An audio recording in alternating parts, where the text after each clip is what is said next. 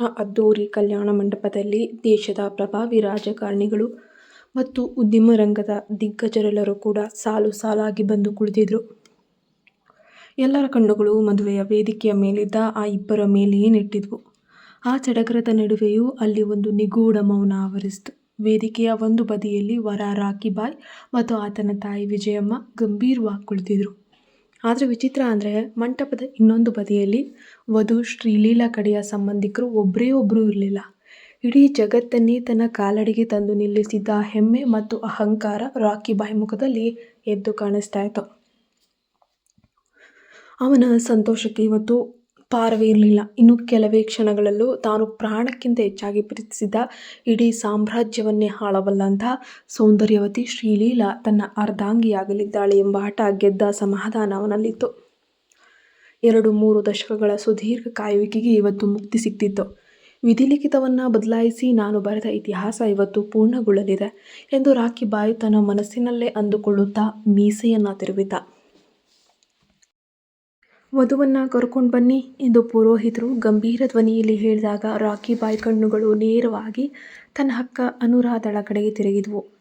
ಅವಳು ಶ್ರೀಲೀಲಾಳನ್ನು ನಿಧಾನವಾಗಿ ವೇದಿಕೆಯ ಕಡೆಗೆ ಕರೆದುಕೊಂಡು ಬರ್ತಾ ಇದ್ಲು. ಆದರೆ ರೇಷ್ಮೆ ಮುಸುಕಿನ ಅಡಗಿದ್ದ ಶ್ರೀಲೀಲಾ ಸಂಪೂರ್ಣವಾಗಿ ಪ್ರಜ್ಞಾಹೀನ ಸ್ಥಿತಿಯಲ್ಲಿದ್ಲು. ಮಂಟಪದ ತೀರ ಹತ್ತಿರ ಇದ್ದರೂ ಹೊರತುಪಡಿಸಿ ಅಲ್ಲಿ ನೆರೆದಿದ್ದ ನೂರಾರು ಗಣ್ಯರಲ್ಲಿ ಯಾರಿಗೂ ರಹಸ್ಯದ ಸುಳಿವೇ ಇರಲಿಲ್ಲ. ಅವಳು ಮೌನವಾಗಿ ಹೆಜ್ಜೆ ಇಡ್ತಿದ್ದ ರೀತಿ ತನ್ನ ಜೀವನದ ಈ ಹೊಸ ಅಧ್ಯಾಯವನ್ನು ಒಪ್ಪಿಕೊಂಡು ಶಾಂತವಾಗಿ ನಿದ್ರಿಸುತ್ತಿರುವಂತೆ ಭಾಸವಾಗ್ತಾಯಿತ್ತು. ಆದರೆ ಆ ಮುಚ್ಚಿದ ಕಣ್ಣುಗಳ ಹಿಂದೆ ಮನುಷ್ಯರ ಸುಳಿವೇ ಇಲ್ಲದ ದಟ್ಟ ಕಾಡಿನಲ್ಲಿ ಯಾರ ಕಾಟವೂ ಇಲ್ಲದೆ ಒಂಟಿಯಾಗಿ ಎನ್ನುವಂತಹ ವಿಚಿತ್ರ ಕನಸಿತ್ತು. ಆ ಕನಸು ಅವಳಿಗೆ ಎಷ್ಟು ಇಷ್ಟವಾಗಿತ್ತಂದರೆ ಮಂಟಪದಲ್ಲಿ ಮೊಳಗ್ತಿದ್ದ ಮದುವೆ ವಾದ್ಯಗಳ ಭೀಕರ ಶಬ್ದಕ್ಕೂ ಅವಳಿಗೆ ಕಣ್ಣು ಬಿಡೋಕ್ಕೂ ಕೂಡ ಆಗ್ತಾ ಇಲ್ಲ, ಮನಸ್ಸಿರಲಿಲ್ಲ. ಏಕೆಂದರೆ ಅವಳು ಅರೆಪ್ರಜ್ಞೆಯ ಅವಸ್ಥೆಯಲ್ಲಿದ್ದಾಳೆ. ಸರಿಯಾದ ಮುಹೂರ್ತ ಬಂದಾಗ ಪುರೋಹಿತರು ಮಂಗಳಸೂತ್ರವನ್ನು ವರನ ಕೈಗಿಟ್ಟು ಮಂತ್ರಘೋಷಗಳನ್ನು ಕೂಗಿಸಿದ್ರು.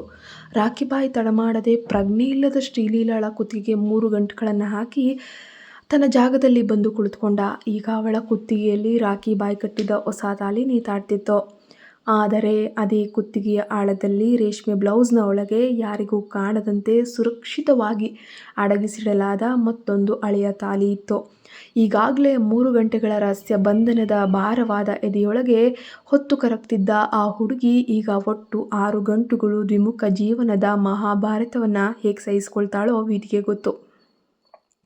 ಮದುವೆಯ ಶಾಸ್ತ್ರ ಮುಗಿಯುತ್ತಿದ್ದಂತೆ ಬಂದಿದ್ದ ಅತಿಥಿಗಳೆಲ್ಲರೂ ಕೂಡ ಅಕ್ಷತೆ ಹಾಕಿ ನೇರವಾಗಿ ರಾಜಾತಿಥ್ಯದ ಭೋಜನದ ಕಡೆಗೆ ಹೆಜ್ಜೆ ಹಾಕಿದ್ರು. ಮಂಟಪದ ಗದ್ದಲ ಕಡಿಮೆಯಾಗುತ್ತಿದ್ದಂತೆ ರಾಕಿ ಬಾಯ್ ಮೌನವಾಗಿದ್ದ ಶ್ರೀಲೀಲಾಳನ್ನು ಕೈಯಾರೆ ಎತ್ಕೊಂಡು ಕಲ್ಯಾಣ ಮಂಟಪದಿಂದ ಹೊರಬಂದ. ನಗರದ ಐಷಾರಾಮಿ 7 ಸ್ಟಾರ್ ಹೋಟೆಲ್ ಅವನಿಗಾಗಿ ಈಗಲೇ ಒಂದು ರಹಸ್ಯ ಕೊಠಡಿಯನ್ನು ಕಾಯ್ದಿರಿಸಿತ್ತು. ಯಾರ ಕಣ್ಣಿಗೂ ಬೀಳದಂತೆ ಅವನು ಅವಳನ್ನು ನೇರವಾಗಿ ಆ ಹೋಟೆಲ್ ರೂಮಿನ ಕಡೆಗೆ ಕರೆದೊಯ್ದಿದ್ದ. ಅವನು ಪ್ರಜ್ಞಾಹೀನಳಾಗಿದ್ದ ತನ್ನ ನವವಧುವನ್ನು 6 ಅಡಿಯ ಐಷಾರಾಮಿ ಹಾಸಿಗೆ ಮೇಲೆ ನಿಧಾನವಾಗಿ ಮಲಗಿಸಿದ. ಧಾವಂತದಿಂದ ಸ್ನಾನದ ಕೋಣೆಯ ಕಡೆಗೆ ಹೆಜ್ಜೆ ಹಾಕ್ತಾ ಇಡೀ ಕೋಣೆಯನ್ನು ಮೊದಲ ರಾತ್ರಿಯ ರೊಮ್ಯಾಂಟಿಕ್ ಥೀಮ್ನಲ್ಲಿ ಅದ್ಭುತವಾಗಿ ಅಲಂಕರಿಸಿದ್ರು. ಸುತ್ತಲೂ ಹರಡಿದ್ದ ತಾಜಾ ಮಲ್ಲಿಗೆ, ಗುಲಾಬಿ ಹೂಗಳ ತೀವ್ರ ಪರಿಮಳ ಅವನ ಮೂಗವನ್ನು ಮುಟ್ಟಿತ್ತು. ಸ್ನಾನ ಮುಗಿಸಿ ಹೊರಬಂದ ರಾಕಿ ಬಾಯ್ ದೇಹದಿಂದ ಮಾದಕ ಸುಗಂಧ ಸುಸ್ತಿತ್ತು. ಹಾಸಿಗೆಯ ಮೇಲೆ ಮಲಗಿದ್ದ ಹುಡುಗಿಯ ಮುಖವನ್ನು ದಿಟ್ಟಿಸುತ್ತಾ ಶ್ರೀಮತಿ ಶ್ರೀಲೀಲಾ ಎಂದು ಅವನು ಗಂಭೀರ ಸ್ವರದಲ್ಲಿ ಪಿಸುಗುಟ್ಟಿದ್ದ. ಮರುದಿನ ಬೆಳಗ್ಗೆ ಸೂರ್ಯನ ಕಿರಣಗಳು ಕಿಟಕಿಯನ್ನು ಸೀಳಿಕೊಂಡು ಕೋಣೆಯೊಳಗೆ ಬಂದಾಗ ಶ್ರೀಲೀಲಾ ನಿಧಾನವಾಗಿ ಕಣ್ತೆರೀತಾಳೆ. ತಲೆಯೊಳಗೆ ವಿಪರೀತ ಭಾರ ಅನ್ನಿಸ್ತಿತ್ತು. ಇಡೀ ದೇಹ ಇನ್ನೂ ಆ ಮಾದಕತೆಯ ನಶೆಯಿಂದ ಸಂಪೂರ್ಣವಾಗಿ ಮುಕ್ತವಾಗಿರಲಿಲ್ಲ. ತನ್ನ ಮೇಲೆ ಏನೋ ಭಾರವಾದ ವಸ್ತುವಿರುವುದು ಅರಿವಾಗಿ ಪಕ್ಕಕ್ಕೆ ನೋಡಿದಾಗ ಅವಳು ಬೆಚ್ಚಿಬಿದ್ಲು. ರಾಕಿ ಬಾಯ್ ಅವಳನ್ನು ಬಿಗಿದಪ್ಪಿಕೊಂಡು ಗಾಢ ನಿದ್ರೆಯಲ್ಲಿದ್ದ. ಗಾಬರಿಯಿಂದ ತಾನು ನೋಡಿಕೊಂಡ ಶ್ರೀಲೀಲಾಳಿಗೆ ತಾನು ಸಂಪೂರ್ಣವಾಗಿ ಏನೂ ಇಲ್ಲದೆ ಇರುವುದು ಕಂಡುಬಂತು. ಆ ಕ್ಷಣ ಅವಳಿಗೆ ತನ್ನ ಸ್ವಂತ ಜೀವನದ ಮೇಲೆ ತೀವ್ರ ಅಸಹ್ಯ ಹುಟ್ಕೊಳ್ತು. ಆ ಅಸಹ್ಯವನ್ನು ರಾಕಿ ಬಾಯ್ ತನ್ನ ರಾತ್ರಿಯ ವರ್ತನೆಯಿಂದ ಇನ್ನಷ್ಟು ಹೆಚ್ಚಿಸಿದ್ದ. ಆದರೆ ಅವಳ ಕಣ್ಣುಗಳಿಂದ ಹೊಸದಾಗಿ ಒಂದು ಹನಿ ಕಣ್ಣೀರು ಬರಲಿಲ್ಲ. ಯಾಕಂದರೆ ಆಗಲೇ ಅದು ಕಲ್ಲಾಗಿ ಹೋಗಿತ್ತು. ಅದೇ ಸಮಯದಲ್ಲಿ ಅವಳ ಮನಸ್ಸಿನ ಆಳದಲ್ಲಿದ್ದ ಬೇರೊಬ್ಬರ ಚಿತ್ರ ನೆನಪಿಗೆ ಬಂತು. ನನ್ನನ್ನು ಹುಚ್ಚನಂತೆ ಪ್ರೀತಿಸಿ ನೀನು ದೊಡ್ಡ ತಪ್ಪು ಮಾಡಿದೆ ಎಂದು ಅವಳು ಮುರಿದ ಧ್ವನಿಯಲ್ಲಿ ಅತ್ಯಂತ ಮೌನವಾಗಿ ಪ್ರಾರ್ಥಿಸುವಂತೆ ಮನಸ್ಸಿನಲ್ಲೇ ಅಂದುಕೊಂಡಳು. ತದನಂತರ ಪಕ್ಕದಲ್ಲಿ ಗಾಢ ನಿದ್ರೆಯಲ್ಲಿದ್ದ ರಾಕಿಬಾಯ್ ಹಣೆಯ ಮೇಲೆ ಯಾಂತ್ರಿಕವಾಗಿ ಒಂದು ಸಣ್ಣ ಮುತ್ತು ಕೊಟ್ಟಳು. ತಾನು ರೂಪಿಸಿದ್ದ ನಿಗೂಢ ಯೋಜನೆ ಅಂದುಕೊಂಡಂತೆ ಯಶಸ್ವಿಯಾಗಿ ನಡೆದಿತ್ತು. ಆದರೆ ಅದರ ಬೆಲೆ ಅವಳ ಪಾಲಿಗೆ ತೀರ ದೊಡ್ಡದಾಗಿತ್ತು. ದಣಿದು ಹೋಗಿದ್ದ ಅವಳ ಮನಸ್ಸು ಮತ್ತು ಜರ್ಜರಿತವಾಗಿದ್ದ ದೇಹಕ್ಕೆ ಮುಂದೆ ಏನು ಮಾಡಬೇಕೆಂದು ತೋಚಲಿಲ್ಲ. ಅವಳು ಮೌನವಾಗಿ ಎದ್ದು ಸ್ನಾನದ ಕೋಣೆಗೆ ನಡೆದಳು. ಶವರ್ನ ಕೆಳಗೆ ನಿಂತು ತನ್ನ ಮೇಲೆ ನೀರು ಸಂಗ್ರಹವಾಗಿದ್ದ ಆ ಅಪವಿತ್ರತೆಯ ಕೊಳೆಯನ್ನು ಉಜ್ಜಿ ಉಜ್ಜಿ ತೊಡೆದು ಹಾಕಲು ಯತ್ನಿಸಿದ್ಳು. ಸ್ನಾನ ಮುಗಿಸಿ ಹೊರಬಂದವಳು ನಿನ್ನೆ ಮದುವೆಯ ದಿನ ಧರಿಸಿದ್ದ ಅದೇ ರೇಷ್ಮೆ ಸೀರೆಯನ್ನು ಮತ್ತೆ ಉಟ್ಕೊಂಡ್ಳು. ಕೋಣೆಯ ಗಾಜಿನ ಬಾಗಿಲನ್ನು ಸರಿಸಿ ಬಾಲ್ಕನಿಗೆ ಬಂದು ನಿಂತ ಶ್ರೀಲೀಲಾ ಒಮ್ಮೆ ಸೌಮ್ಯ ದೃಷ್ಟಿಯಿಂದ ಕೆಳಗೆ ನೋಡಿದ್ಲು. ಅದು 10 ಅಂತಸ್ತಿನ ದೈತ್ಯ ಕಟ್ಟಡ. ಕೆಳಗಿದ್ದ ಜಗತ್ತು ಅವಳಿಗೆ ತೀರ ಚಿಕ್ಕದಾಗಿ ಕಾಣಿಸ್ತಾ ಇತ್ತು. ಪೀಠದ ಗೋಡೆಯ ಮೇಲೆ ಕುಳಿತಿದ್ದ ಶ್ರೀಲೀಲಾಗೆ ರಾಕಿಬಾಯ್ ತನಗೆ ಮಾಡಿದ ದ್ರೋಹ ಮತ್ತು ಅಪಮಾನಗಳಿಂದ ಮುಕ್ತಿ ಸಿಗುವ ಕಾಲ ಹತ್ತಿರ ಬಂದಿದೆ ಅಂತ ಅನ್ನಿಸ್ತು. ತನ್ನ ಈ ನರಕ ಸಾದೃಶ್ಯ ಜೀವನ ಇಷ್ಟಕ್ಕೆ ಬೇಗ ಮುಗಿಯುತ್ತದೆ ಎಂದುಕೊಂಡಾಗ ಅವಳಿಗೆ ಮನಸ್ಸಿಗೆ ಒಂದು ರೀತಿಯ ವಿಚಿತ್ರ ಸಂತೋಷ ಆಯಿತು. ಅವಳ ಒದ್ದೆಯಾದ ಕಣ್ಣುಗಳಲ್ಲಿ ಇಡೀ ಜಗತ್ತೇ ಒಂದು ಕ್ಷಣ ಸ್ತಬ್ಧವಾಗಿ ನಿಂತಂತೆ ತೋರ್ತಿತ್ತು. ಸಾಯುವ ಕೊನೆಯ ನಿರ್ಧಾರಕ್ಕೆ ಬಂದಿದ್ದ ಆಕೆಯ ಕಣ್ಣುಗಳಲ್ಲಿ ಯಾವುದೇ ಭಯ ಇಲ್ಲ. ಬದಲಿಗೆ ಒಂದು ನಿಗೂಢ ಧೈರ್ಯ ಎದ್ದು ಕಾಣ್ತಿದೆ. ಆ ಎತ್ತರದ ತುದಿಯಲ್ಲಿ ನಿಂತಾಗ ಅವಳಿಗೆ ತನ್ನ ಜೀವನದ ಮೊದಲ ಅಧ್ಯಾಯ ಮತ್ತು ಕಹಿ ನೆನಪುಗಳೆಲ್ಲವೂ ಕೂಡ ಕಣ್ಣೆದುರು ಸುರುಳಿಸುತ್ತಲೂ ಆರಂಭಿಸಿದ್ವು. ರಾಕ್ಷಸ ಶಕ್ತಿಯ ಮಹಾ ಸಂಕೇತವಾಗಿ ಇಡೀ ಸಾಮ್ರಾಜ್ಯವನ್ನೇ ನಡುಗಿಸುತ್ತಾ ನಿಂತ ಆ ಒಬ್ಬ ಪುರುಷ ಅವಳಿಗೆ ನೆನಪಿಗೆ ಬರ್ತಾನೆ. ಅವನ ಆ ಕ್ರೂರವಾದ ನಗು ಅತ್ಯಂತ ಭಯಾನಕವಾಗಿತ್ತು. ಅವನ ಆ ದರ್ಪದ ಧ್ವನಿ ಮತ್ತು ಉಸಿರಾಟದ ವೇಗ ಇಡೀ ಜಗತ್ತನ್ನೇ ನಡುಗಿಸುವಂತಿತ್ತು. ಅಂತಹುದೇ ಭಯಾನಕ ವ್ಯಕ್ತಿಯೊಂದಿಗೆ ತಾನು ಕಳೆದು ಹೋದ 20 ವರ್ಷಗಳ ಸುದೀರ್ಘ ಕಾಲ ಪ್ರಯಾಣ ಮಾಡಿದ್ದೇನೆ ಎಂಬಂತಹ ಕಟು ಸತ್ಯ ಅವಳ ಮನಸ್ಸಿಗೆ ನಾಟಿದಾಗ ಅವಳ ಒಡಲು ಒಮ್ಮೆಗೆ ನಡುಗಿ ಹೋಯಿತು. ಶ್ರೀಲೀಲಾ ಯಾರು? ಅವಳ ನಿಜವಾದ ಹಿನ್ನೆಲೆ ಏನು? ಅವಳನ್ನು ಬಲವಂತವಾಗಿ ಮತ್ತು ಅತ್ಯಂತ ರಹಸ್ಯವಾಗಿ ಮದುವೆಯಾದ ಆ ರಾಕಿಬಾಯ್ ಅಸಲಿ ಮುಖವಾಡವೇನು? ಅವಳ ಕುತ್ತಿಗೆಯಲ್ಲಿ ಅಡಗಿರುವ ಮತ್ತೊಂದು ತಾಲಿಯ ರಹಸ್ಯ ಬಂಧನಕ್ಕೂ ಈ 20 ವರ್ಷಗಳ ಕರಾಳ ಪಯಣಕ್ಕೂ ಏನು ಸಂಬಂಧ? ತನ್ನ ಜೀವನದಲ್ಲಿ ಮುಂದೆ ಎದುರಾಗಲಿರುವ ಬಿರುಗಾಳಿಯನ್ನು ಅವಳು ಹೇಗೆ ಎದುರಿಸ್ತಾಳೆ? ಈಗ 10 ಅಂತಸ್ತಿನ ಮೇಲಿದ್ದ ಧುಮುಕಿ ಸಾಯಲು ನಿರ್ಧರಿಸಿರುವ ಶ್ರೀಲೀಲಾ ತನ್ನ ಸೇಡಿನ ಜ್ವಾಲೆಯನ್ನು ನೆನೆದು ಆ ನಿರ್ಧಾರದಿಂದ ಹಿಂದೆ ಸರಿಯುತ್ತಾಳಾ ಅಥವಾ ಆಳದ ಕತ್ತಲೆಗೆ ಜಿಗಿದು ಜೀವ ಬಿಡ್ತಾಳಾ? ಅವಳ ಹೆಸರು ಮನಾಲಿ. ಇಲ್ಲ ಮೊನಾಲಿ ಅನ್ಸುತ್ತೆ. ಇಲ್ಲ ಮಾರಾಯರೆ, ರುನಾಲಿ ಇರಬೇಕು. 3 ಹುಡುಗರು ತಮಗೆ ತೋಚಿದಂತೆ 3 ವಿಭಿನ್ನ ರೀತಿಯಲ್ಲಿ ಅವಳ ಹೆಸರನ್ನು ತಡಬಡಾಯಿಸುತ್ತಾ ಅದರ ಅರ್ಥವನ್ನೇ ಬದಲಾಯಿಸಿ ವಿಕೃತವಾಗಿ ಹಾಡ್ಕೊಳ್ತಾ ಇದ್ದಾರೆ. ಅವರ ಈ ಬಾಲಿಶವಾದ ಮಾತುಗಳು ಅಲ್ಲಿ ನಿಂತಿದ್ದ ಆ ಹುಡುಗಿಯ ತಾಳ್ಮೆಗೆ ತೀವ್ರ ಅಸಹನೆಯನ್ನು ಉಂಟು ಮಾಡಿತ್ತು. ಅವಳ ಮುಖದಲ್ಲಿದ್ದ ಗೊಂದಲವನ್ನು ಗಮನಿಸಿದ ಗುಂಪಿನಲ್ಲಿದ್ದ ಇನ್ನೊಬ್ಬ ಹುಡುಗ ಮುನ್ನಡೆದು ಬಂದು, ನಿಮ್ಗೆ ಯಾರಿಗೋ ಅವಳನ್ನು ಶ್ರೀಲೀಲಾ ಅಂತ ಸರಿಯಾಗಿ ಕರೆಯೋಕ್ಕೆ ಬರೆದಿದ್ರೆ ಸುಮ್ಮನೆ ಇರೋ, ಅವಳನ್ನು ಪ್ರೀತಿಯಿಂದ ಮೋನಾ ಅಂತಲೇ ಕರೆಯಿರಿ ಎಂದು ಗಂಭೀರವಾಗಿ ಹೇಳ್ತಾನೆ. ಆ ಮೋನಾ ಅನ್ನೋ ಹೆಸರನ್ನು ಕೇಳಿದ ತಕ್ಷಣವೇ ಶ್ರೀಲೀಲಾ ಕಣ್ಣುಗಳಲ್ಲಿ ಕಣ್ಣೀರು ದುಬುಕಿತ್ತು. ಯಾಕಂದರೆ ಅವಳು ಹುಟ್ಟಿದ ದಿನದಿಂದ ಇಂದಿನವರೆಗೂ ಅವಳ ಹೆತ್ತವರನ್ನು ಹೊರತುಪಡಿಸಿ ಇಡೀ ಜಗತ್ತಿನಲ್ಲಿ ಬೇರೆ ಯಾರೂ ಅವಳನ್ನು ಆ ರಹಸ್ಯ ಮುದ್ದಿನ ಹೆಸರಿನಿಂದ ಕರೆದಿರಲಿಲ್ಲ. ಜಗತ್ತಿನ ಕಣ್ಣಿಗೆ ತಾನು ಕೇವಲ ಶ್ರೀಲೀಲಾ ಆಗಿ ಅಸ್ತಿತ್ವದಲ್ಲಿದ್ದರೂ ತನ್ನ ಹೆತ್ತವರು ಮಾತ್ರ ತನ್ನನ್ನು ಯಾರಿಗೂ ತಿಳಿಯದಂತೆ ಮೋನಾ ಎಂದು ಕರೆಯುತ್ತಿದ್ದರು. ಆ ರಹಸ್ಯ ಅಪರಿಚಿತ ಹುಡುಗನಿಗೆ ಹೇಗೆ ತಿಳಿತು ಎಂಬ ಪ್ರಶ್ನೆ ಅವಳ ಮೆದುಳನ್ನು ತೀವ್ರವಾಗಿ ಕಾಡತೊಡಗಿತ್ತು. ಅಷ್ಟರಲ್ಲೇ ಹರಿದ ಕಣ್ಣೀರಿನಿಂದ ಅವಳ ಕಣ್ಣುಗಳು ವಿಪರೀತವಾಗಿ ಊದ್ಕೊಂಡು ಅವಳು ಇನ್ನೂ ಅಳಬೇಕೆಂದುಕೊಂಡರೂ ಅವಳ ಕೈಯಲ್ಲಿ ಅಳಲು ಸಾಧ್ಯವಾಗಲಿಲ್ಲ. ತನ್ನ ಒಡಲೊಳಗಿನ ಇಡೀ ದುಃಖವನ್ನು ಮನಸ್ಸಿನ ಆಳದಲ್ಲಿ ಹೂತು ಹಾಕಲು ಪ್ರಯತ್ನಿಸಿದ್ಲು. ಅದೇ ಸಮಯದಲ್ಲಿ ರೂಮಿನ ಒಳಗಡೆ ಇತ್ತೀಚೆಗಷ್ಟೇ ಮೃತಪಟ್ಟಿದ್ದಂತಹ ಅವಳ ಹೆತ್ತವರ ಫೋಟೋದ ಮುಂದೆ ಹಚ್ಚಿದ್ದಂತಹ ಹಣತೆಯ ದೀಪ ಇನ್ನೂ ಶಾಂತವಾಗಿ ಉರಿತಾ ಇತ್ತು.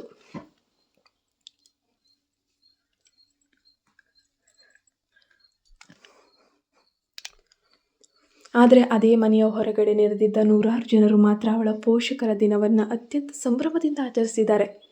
ಇಡೀ ಊರಿಗೆ ಒಂದು ದೊಡ್ಡ ಸಮಾರಂಭ. ಎಲ್ಲರ ಮುಖದಲ್ಲೂ ಹಬ್ಬದ ಸಡಗರ. ಅದೇ ಹೆತ್ತವರನ್ನು ಕಳೆದುಕೊಂಡ ಜೀವಂತ ಹೆಣವಾಗಿ ನಿಂತಿರುವ ಈ ಶ್ರೀಲೀಲಾ ಆ ಕೃತಕ ಸಂತೋಷದ ಆಚರಣೆಯಲ್ಲಿ ಭಾಗವಹಿಸ್ತಾಳಾ? ತನ್ನ ಹೆತ್ತವರ ನೆನಪಿನಲ್ಲಿ ಕರಗ್ತಿರುವ ಅವಳು ಆ ಮಂಟಪದ ಸಡಗರವನ್ನು ಒಪ್ಕೊಳ್ತಾಳಾ? ಆ ಪುಟ್ಟ ಮಗುವಿಗೆ ಜಗತ್ತಿನ ಕಪಟ ನಾಟಕಗಳ ಬಗ್ಗೆ ಏನೂ ತಿಳಿದಿರಲಿಲ್ಲ. ತನ್ನ ಇಡೀ ಜೀವನದಲ್ಲೇ ಮೊದಲ ಬಾರಿಗೆ ಅವಳು ಇಂತಹದೊಂದು ವಿಚಿತ್ರ ಘಟನೆಯನ್ನು ಕಣ್ಣಾರೆ ನೋಡ್ತಾ ಇದ್ದಾಳೆ. ಮನೆಯ ಹೊರಗೆ ಒಂದು ದೊಡ್ಡ ಟೆಂಟ್ ಹಾಕಲಾಗಿದೆ. ಅವಳ ಇಡೀ ಸಂಬಂಧಿಕರ ಬಳಗವೇ ಆ ಟೆಂಟ್ ಕೆಳಗೆ ಕುರ್ಚಿಗಳ ಮೇಲೆ ಗುಂಪು ಗುಂಪಾಗಿ ಬಂದು ಕುಳಿತಿದ್ದಾರೆ. ಕೆಲವರು ಗಂಭೀರವಾಗಿ ಹರಟೆ ಹೊಡಿತಿದ್ದಾರೆ. ಇನ್ನು ಕೆಲವರು ಯಾವುದೇ ಗಿಲ್ಟ್ ಇಲ್ಲದೆ ಒಬ್ರಿಗೊಬ್ರು ಜೋರಾಗಿ ನಗಾಡ್ತಾ ಇದ್ದಾರೆ. ಅವರ ಆ ವಿಕೃತ ನಗುವನ್ನು ಕೋಣೆಯ ಒಳಗಿನಿಂದಲೇ ನೋಡ್ತಿದ್ದ ಆ ಮಗುವಿಗೆ, ನನ್ನ ತಂದೆ ತಾಯಿ ಇಬ್ಬರು ಸಾಯುವ ಈ ದಿನದಂದು ಈ ಜನರಲ್ಲಿ ಇಷ್ಟೊಂದು ಸಂತೋಷ ಪಡ್ತಾ ಇದ್ದಾರಾ ಎಂಬ ತೀವ್ರವಾದ ಆಶ್ಚರ್ಯ ಮತ್ತು ಆಘಾತ ಉಂಟಾಗುತ್ತೆ. ಆ ಮೌನ, ಅದನ್ನೆಲ್ಲ ಆ ಹುಡುಗಿಯ ಅಸಲಿ ಹೆಸರೇನು ಎಂದು ಟೆಂಟ್ ಬಳಿ ಆಟವಾಡುತ್ತಿದ್ದ ಮತ್ತೊಂದು ಮಗು ಕುತೂಹಲದಿಂದ ಕೇಳಿತು. ಕಿಟಕಿಯ ಹೊರಗಡೆ ಆಡ್ತಿದ್ದಂತಹ ಮಕ್ಕಳ ಪ್ರತಿಯೊಂದು ಮಾತು ಕಿಟಕಿಯ ಇನ್ನೊಂದು ಬದಿಯಲ್ಲಿ ನಿಂತಿದ್ದ ಶ್ರೀಲೀಲಾಗೆ ಅತ್ಯಂತ ಸ್ಪಷ್ಟವಾಗಿ ಕೇಳಿಸ್ತಾ ಇದ್ದವು. ಅವಳು ತನ್ನ ಇಡೀ ಗಮನವನ್ನು ಅಲ್ಲಿಗೆ ಹರಿಸಿ ಬಹಳ ಎಚ್ಚರಿಕೆಯಿಂದ ಕಿವಿಗೊಟ್ಟು ಕೇಳ್ತಿದ್ಲು. ಅಷ್ಟರಲ್ಲಿ ಅವಳಿಗೆ ತಾನು ತೀವ್ರ ಕೋಪದಿಂದ ಆ ಹುಡುಗರಿಗೆ ಎಚ್ಚರಿಕೆ ನೀಡಿದ್ದ ಹಳೆಯ ಘಟನೆಯೊಂದು ನೆನಪಾಯಿತು. ನನ್ನನ್ನು ಮೋನಾ ಅಂತ ಕರೆಯಲು ಮಾತ್ರ ನಾನು ಕೇಳ್ಕೊಂಡಿದ್ದೆ. ನನ್ನನ್ನು ಕರೆಯುವುದಾದರೆ ಹಾಗೆ ಕರೆಯಿರಿ, ಇಲ್ಲದಿದ್ದರೆ ನನ್ನ ಹೆಸರನ್ನು ಸ್ಪಷ್ಟವಾಗಿ ಶ್ರೀಲೀಲಾ ಅಂತ ಉಚ್ಚರಿಸಿ. ಅದನ್ನು ಬಿಟ್ಟು ನೀವು ನನ್ನ ಹೆಸರನ್ನು ತಪ್ಪಾಗಿ ಕರೆದರೆ ನಾನು ನಿಮ್ಮ ನಾಲಿಗೆಯನ್ನು ಕತ್ತರಿಸಿಬಿಡ್ತೇನೆ ಎಂದು ಅವಳು ಅಂದು ವಿಪರೀತ ಕೋಪದಿಂದ ಅರುಚಾಡಿದ್ಲು. ಇಷ್ಟೊಂದು ರಹಸ್ಯವಾಗಿ ತನ್ನನ್ನು ಹತ್ತಿರದಿಂದ ಗಮನಿಸಿ ತನ್ನ ಹೆಸರಿನ ಬಗ್ಗೆ ಯೋಚಿಸುವ ಆ ಮತ್ತೊಬ್ಬ ವ್ಯಕ್ತಿ ಯಾರು, ಅದು ಯಾರೆಂದು ತಿಳಿಯಲು ಅವಳು ತಕ್ಷಣವೇ ಕಿಟಕಿಯ ತೀರಾ ಹತ್ತಿರಕ್ಕೆ ಓಡಿ ಹೋಗಿ ಇಣುಕಿ ನೋಡ್ತಾ ಇದ್ದಾಳೆ. ಅಲ್ಲಿ ಆ ನಿಗೂಢ ಹುಡುಗ ವೇಗವಾಗಿ ನಡೆದು ಹೊರಟು ಹೋಗುತ್ತಿರುವುದು ಅವಳ ಕಣ್ಣಿಗೆ ಬೀಳುತ್ತೆ. ಅಷ್ಟರಲ್ಲಿ ಅಲ್ಲಿಗೆ ಬಂದ ಶ್ರೀಲೀಲಾಳ ತಂದೆ ಅವಳ ಕೈಗೆ ಒಂದು ಊಟದ ತಟ್ಟೆಯನ್ನು ತಂದುಕೊಟ್ಟು, ಮಗಳೇ, ಈ ಆಹಾರವನ್ನು ತಿಂದು ಬಿಡು ಎಂದು ಪ್ರೀತಿಯಿಂದ ಹೇಳಿ ತಕ್ಷಣವೇ ಅಲ್ಲಿಂದ ಹೊರಟು ಹೋದರು. ದುಃಖದ ಆಘಾತದಿಂದ ತಟ್ಟೆಯನ್ನು ಸರಿಯಾಗಿ ಹಿಡಿಯಲು ಸಾಧ್ಯವಾಗದ ಅವಳ ಪುಟ್ಟ ಕೈಗಳು ವಿಪರೀತವಾಗಿ ನಡುಗ್ತಾ ಇದ್ವು. ಕೈಯಿಂದ ಅನ್ನದ ತಟ್ಟೆ ಕೆಳಗೆ ಬಿದ್ದು ಚೆಲ್ಲುವ ಮುನ್ನವೇ ಅವಳು ಕಷ್ಟಪಟ್ಟು ಅದನ್ನು ನೆಲದ ಮೇಲೆ ಇಟ್ಲು. ನಂತರ ಗೋಡೆಯ ಮೇಲಿದ್ದ ತನ್ನ ಹೆತ್ತವರ ಫೋಟೋವನ್ನು, ಅದರಲ್ಲೂ ವಿಶೇಷವಾಗಿ ತನ್ನ ತಾಯಿಯ ಮುಖವನ್ನು ಶೂನ್ಯ ದೃಷ್ಟಿಯಿಂದ ದಿಟ್ಟಿಸುತ್ತಾ, ನನಗೆ ನಿನ್ನ ಕೈಯಾರೆ ತುತ್ತು ತಿನಿಸು ಬಾಮ್ಮ ಎಂದು ಬಿಕ್ಕಳಿಸಿದ್ಲು. ಅವಳಿಗೆ ಕೇವಲ 7 ವರ್ಷವಿದ್ದಾಗ ವಿಧಿಯ ಕ್ರೂರ ಆಟಕ್ಕೆ ತನ್ನ ಪ್ರೀತಿಯ ತಾಯಿ ಮತ್ತು ತಂದೆ ಇಬ್ಬರನ್ನ ಒಟ್ಟಿಗೆ ಕಳೆದುಕೊಂಡು ಆ ಜಗತ್ತಿನಲ್ಲಿ ಒಂಟಿಯಾಗಿದ್ಲು.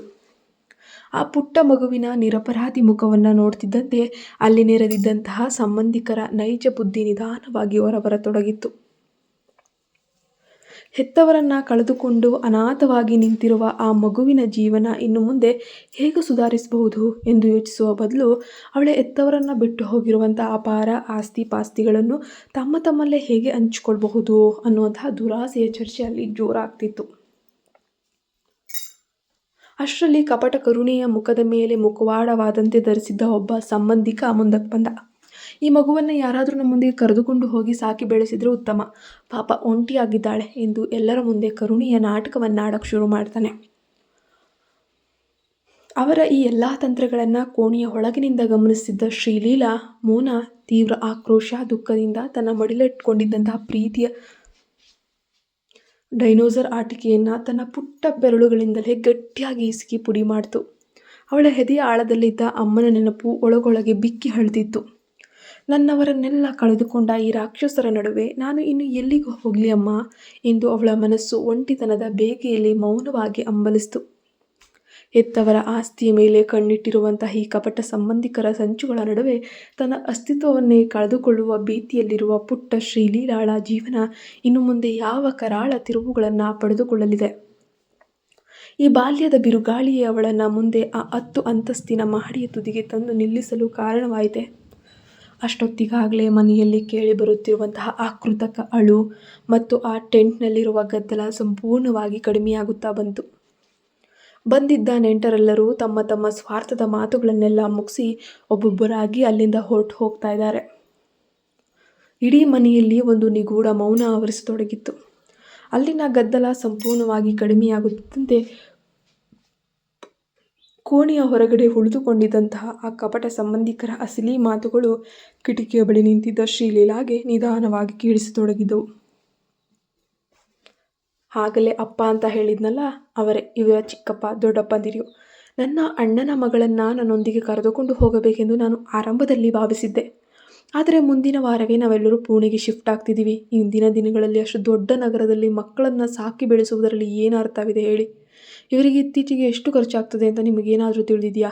ನನಗೆ ಈಗಾಗಲೇ ಒಬ್ಬ ಸ್ವಂತ ಮಗಳಿದ್ದಾಳೆ. ಮುಂದಿನ ದಿನಗಳಲ್ಲಿ ಅವಳಿಗೆ ಒಳ್ಳೆಯ ಶಿಕ್ಷಣ ನೀಡಿ ಮದುವೆ ಮಾಡಲು ನನ್ನ ಹತ್ತಿರವಿರುವ ಹಣವೆಲ್ಲ ಖರ್ಚಾಗ್ತದೆ. ಪರಿಸ್ಥಿತಿ ಹೀಗಿರುವಾಗ ನಾನು ಈ ಮೋನಾಳ ಜವಾಬ್ದಾರಿಯನ್ನು ಹೇಗೆ ತಾನೇ ತೆಗೆದುಕೊಳ್ಳೋಕೆ ಸಾಧ್ಯ ಎಂದು ಶ್ರೀಲೀಲಾಳ ಚಿಕ್ಕಮ್ಮ ಮತ್ತು ಚಿಕ್ಕಪ್ಪ ತನ್ನ ಜವಾಬ್ದಾರಿಯಿಂದ ನುಡಿಸಿಕೊಳ್ಳುತ್ತಾ ಅತ್ಯಂತ ನಿರ್ದಯವಾಗಿ ನುಡಿತಾರೆ. ಅವರನ್ನೆಲ್ಲ ಪ್ರೀತಿಯಿಂದ ಅಪ್ಪ ಅಮ್ಮ ಅಂತಾನೆ ಕರಿತಿದ್ಲು. ಅದನ್ನು ಕೇಳಿ ಅಲ್ಲಿಯೇ ನಿಂತಿದ್ದ ಮತ್ತೊಬ್ಬ ಮುದುಕ ತನ್ನ ಕುಟುಂಬದವರು ತಲೆ ಆಡಿಸುತ್ತಾ, ನೀನು ಹೇಳ್ತಿರೋದು ನಿಜವೇ ಅಮ್ಮ. ಇನ್ನು ನನ್ನ ವಿಷಯಕ್ಕೆ ಬಂದರೆ ನನಗೆ ಹೆಂಡತಿಯೇ ಇಲ್ಲ. ಮೋನ ಇನ್ನು ಚಿಕ್ಕ ಹುಡುಗಿ. ಅವಳು ತನ್ನ ತಾಯಿಯ ಪ್ರೀತಿ ಅಗತ್ಯವಿರುವ ಬೇರೆ ಯಾರಿಗೊಂದಿಗಾದರೂ ಬೆಳೆದರೆ ಮಾತ್ರ ಅವಳ ಭವಿಷ್ಯ ಸರಿಯಾಗಿರುತ್ತೆ. ನನ್ನಂತಹ ಒಂಟಿ ಮುದುಕನಿಗೆ ಈ ವಯಸ್ಸಿನಲ್ಲೇ ಒಬ್ಬ ಹೆಣ್ಣು ಮಗಳನ್ನು ಜವಾಬ್ದಾರಿಯಿಂದ ಬೆಳೆಸಲು ಖಂಡಿತ ಸಾಧ್ಯವಿಲ್ಲ ಅಂತ ಹೇಳಿ ಕ್ಲೀನಾಗಿ ಕೈ ತೊಳ್ಕೊಂಡ್ಬಿಟ್ರು. ಹೊರಗಡೆ ಆಸ್ತಿಯ ಆಸೆಗಾಗಿ ಬಂದಿದ್ದವರೆಲ್ಲರೂ ಕೂಡ ತನ್ನನ್ನು ಒಬ್ಬಂಟಿ ಮಾಡಿ ಜಾರ್ಕೊಳ್ತಿದ್ದ ಆ ಮಾತುಗಳನ್ನು ಕೇಳ್ತಿದ್ರು. ಶ್ರೀಲೀಲಾ ಮಾತ್ರ ಗೋಡೆಯ ಮೇಲಿದ್ದ ತನ್ನ ಎತ್ತವರ ಫೋಟೋಗಳನ್ನು ಅತ್ಯಂತ ಅಸಡ್ಡೆಯಿಂದ, ಶೂನ್ಯ ಭಾವನೆಯಿಂದ ನೋಡ್ತಾ ಇದ್ಲು. ತನ್ನ ಎತ್ತವರು ಕೊನೆಯುಸಿರೆಳೆಯುವ ಮುನ್ನ ಈಗಲೇ ಬರುತ್ತೇವೆ ಅಂತ ಹೇಳಿ ಹೊರಟು ಹೋದ ಆ ಕ್ಷಣ ಅವಳ ಕಣ್ಣೆದುರು ಬಂತು. ಅವರು ಹೋಗಿ ಇಷ್ಟು ಸಮಯವಾದರೂ ಕೂಡ ಇನ್ನೂ ವಾಪಸ್ಸೇ ಬಂದಿಲ್ಲ.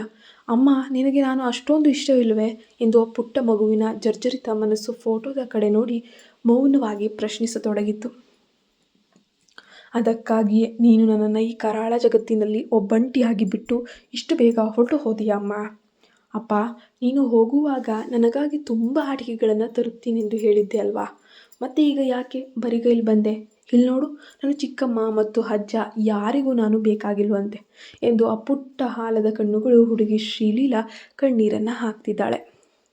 ತಾನು ಇನ್ನು ಮುಂದೆ ಎಲ್ಲಿಗೂ ಹೋಗಬೇಕು, ಯಾರು ನನ್ನನ್ನು ಸಾಕೋದು ಎಂದು ಆ ಪುಟ್ಟ ತಲೆಯಲ್ಲಿ ಯೋಚಿಸುತ್ತಿರುವಾಗಲೇ ಹೊರಗಿನಿಂದ ಅವಳ ಚಿಕ್ಕಪ್ಪನ ಮಾತುಗಳು ಕೇಳಿಸಿದವು. ಅವರು ಮಾತ್ರ ಸ್ವಲ್ಪ ಕೋಪ, ತೀವ್ರ ಆಕ್ರೋಶದಿಂದ ಸ್ವಲ್ಪ ಜೋರಾಗಿಯೇ ಕೂಗಾಡಿದ್ರು. ನೀನೇನಾದರೂ ಹುಚ್ಚಾನ? ಇಷ್ಟು ಚಿಕ್ಕ ಮಗುವಿಗೆ ಅದು ಯಾವ ರೀತಿಯಲ್ಲಿ ಮದುವೆ ಶಾಸ್ತ್ರ ಮಾಡಲು ಹೊರಟಿದೆಯಾ? ಇವತ್ತಿನ ದಿನಗಳಲ್ಲಿ ಪೊಲೀಸರಿಗೆ ಅಥವಾ ಹೊರಗಿನ 4 ಜನರಿಗೆ ಈ ವಿಷಯ ತಿಳಿದರೆ ಅವರೆಲ್ಲ ಸೇರಿ ನಮ್ಮನ್ನು ಜೈಲಿಗೆ ಎಸೆದು ಬಿಡ್ತಾರೆ ಎಂದು ಚಿಕ್ಕಪ್ಪ ತನಗಾಗುವ ಅಪಾಯವನ್ನು ನೆನೆದು ಅಜ್ಜ ಮತ್ತು ಉಳಿದವರೊಂದಿಗೆ ಜಗಳವಾಡೋಕ್ಕೆ ಶುರು ಮಾಡಿದ್ರು. ಅದಕ್ಕೆ ಅಜ್ಜ ಮತ್ತು ಚಿಕ್ಕಮ್ಮ ಪಿಳಿ ಕಣ್ಣನ್ನು ಬಿಡುತ್ತಾ, ಹಾಗಾದರೆ ನಿನಗೆ ಬೇರೆ ಏನಾದರೂ ಐಡಿಯಾ ಇದೆಯಾ? ಈ ಅನಾಥ ಮಗು ಎಲ್ಲೋ ಒಂದು ಕಡೆ ಬಿದ್ದು ವಾಸಿಸಬೇಕು ಅಷ್ಟೇ ತಾನೇ. ಅದಕ್ಕಾಗಿ ನಾನು ಇವಳಿಗೆ ಒಂದು ಮದುವೆ ಮಾಡಿ ಇಲ್ಲಿಂದ ಶಾಶ್ವತವಾಗಿ ಕಳಿಸಿಕೊಡ್ಬೇಕು ಅಂತ ನಿರ್ಧರಿಸಿದ್ದು ಎಂದು ಅವರವರೇ ವಾದಕ್ಕೆ ಹೇಳಿದರು. ಚಿಕ್ಕಪ್ಪ ಕೋಪದಿಂದ, ನಿಮಗೆ ಇಷ್ಟ ಬಂದದನ್ನು ಮಾಡ್ಕೊಳ್ಳಿ, ಆದರೆ ಈ ಬಾಲ್ಯ ವಿವಾಹದ ವರದಕ್ಷಿಣೆಗೆ ಮಾತ್ರ ನಾನು 1 ರೂಪಾಯಿ ಸಹಾಯ ಕೂಡ ನನ್ನ ಕೈಲಿ ಮಾಡೋಕ್ಕಾಗೋದಿಲ್ಲ ಎಂದು ಕಡಾಖಂಡಿತವಾಗಿ ಕಡ್ಡಿ ಮುರಿದ ಹಾಗೆ ಹೇಳಿದಾಗ ಅಜ್ಜ ಅದಕ್ಕೆ ತಲೆಯಾಡಿಸಿ ಒಪ್ಪಿದ್ರು. ಅಷ್ಟರಲ್ಲಿ ಪರಿಸ್ಥಿತಿಯ ಲಾಭ ಪಡೆಯಲು ಹೊಂಚಾಗ್ತಿದ್ದ ಶ್ರೀಲೀಲಾಳ ಚಿಕ್ಕಮ್ಮ ಮಧ್ಯಪ್ರವೇಶಿಸಿ, ಈ ಮದುವೆಯ ವರದಕ್ಷಿಣೆ ಬೇರೆ ಯಾರೂ ಸಹಾಯ ಮಾಡೋ ಅಗತ್ಯವೇ ಇಲ್ಲ. ಅಣ್ಣ ಬಿಟ್ಟು ಹೋಗಿರುವ ಈ ದೊಡ್ಡ ಮನೆಯನ್ನು ಈಗಲೇ ಮಾರಾಟ ಮಾಡಿದರೆ ನಮ್ಮ ಕೈಗೆ ಬಹಳಷ್ಟು ಹಣ ಸಿಗ್ತದೆ. ಆ ಹಣದಲ್ಲಿ ನಾವೆಲ್ಲರೂ ಅರ್ಧ ಆಸ್ತಿಯನ್ನು ಸಮನಾಗಿ ಹಂಚ್ಕೊಳ್ಳೋಣ, ಇನ್ನರ್ಧ ಹಣವನ್ನು ಇವಳ ಮದುವೆಯ ವರದಕ್ಷಿಣೆಯಾಗಿ ಕೊಟ್ಬಿಟ್ರೆ ಸಾಕು ಎಂದು ಅತ್ಯಂತ ಕುತಂತ್ರ ಸಲಹೆಯನ್ನು ನೀಡಿದ್ಲು. ಮನೆಯ ಒಳಗಡೆ ನಿಂತಿದ್ದ ಆ ಪುಟ್ಟ ಹುಡುಗಿಗೆ ಹೊರಗಿನವರ ಕುತಂತ್ರವೇನೋ ತಿಳಿಲಿಲ್ಲ. ಮದುವೆ ಅಂದ್ರೇನು ತಾಯಿ ಎಂದು ಫೋಟೋದಲ್ಲಿದ್ದ ಅಮ್ಮನಿಗೆ ಪ್ರಶ್ನೆ ಕೇಳ್ತಿದ್ದ ಆ ನಿರಪರಾಧಿ ಹುಡುಗಿ ಮದುವೆಯ ಅಸಲಿ ಅರ್ಥ ತಿಳಿಯುವ ಮೊದಲೇ ವಿಧಿಯ ಆಟಕ್ಕೆ ಸಿಲುಕಿ ಮದುವೆ ಮಂಟಪದ ಸ್ಟೂಲ್ ಮೇಲೆ ವಧುವಾಗಿ ಕುಳಿತುಕೊಳ್ಳಲು ಸಿದ್ಧಳಾಗ್ತಿದ್ಲು. ಹೊರಗಡೆ ಅವಳ ಚಿಕ್ಕಮ್ಮ ಬಟ್ಟೆಗಳನ್ನು ಸರಿದೂಗಿಸಿಕೊಳ್ಳುತ್ತಾ, ನೋಡು, ನಾನು ಇಲ್ಲಿಂದ ಹೊರಟು ನನ್ನ ಊರಿಗೆ ಹೋಗುವ ಹೊತ್ತಿಗೆ ಇವಳ ಮದುವೆ ಮುಗಿದು ಹೋಗಿದ್ರೆ ನನಗೂ ನೆಮ್ಮದಿ. ಇಲ್ಲದಿದ್ದರೆ ಪದೇ ಇಲ್ಲಿಗೆ ಬನ್ನಿ ಬಂದು ಹೋಗುವುದು ತುಂಬ ಕಷ್ಟ ಆಗುತ್ತೆ ಎಂದು ಅಸಡ್ಡೆಯಿಂದ ನುಡಿತಾ ಇದ್ಲು. ಈ ಕತೆ ತುಂಬ ವಿಚಿತ್ರವಾಗಿದೆ ಅಲ್ವಾ? ಹೌದು. ಮುಂದಿನ ಕತೆಗಳನ್ನು ಕೇಳ್ತಾ ಹೋದರೆ ನಿಮ್ಮ ಮನ ಮಿಡಿಯುವುದರಲ್ಲಿ 2 ಮಾತುಗಳಿಲ್ಲ. ದಯವಿಟ್ಟು ನಮ್ಮ ಚಾನಲ್ಗೆ ಸಬ್ಸ್ಕ್ರೈಬ್ ಆಗಿ ಹಾಗೆ ಕಮೆಂಟ್ ಮಾಡಿ.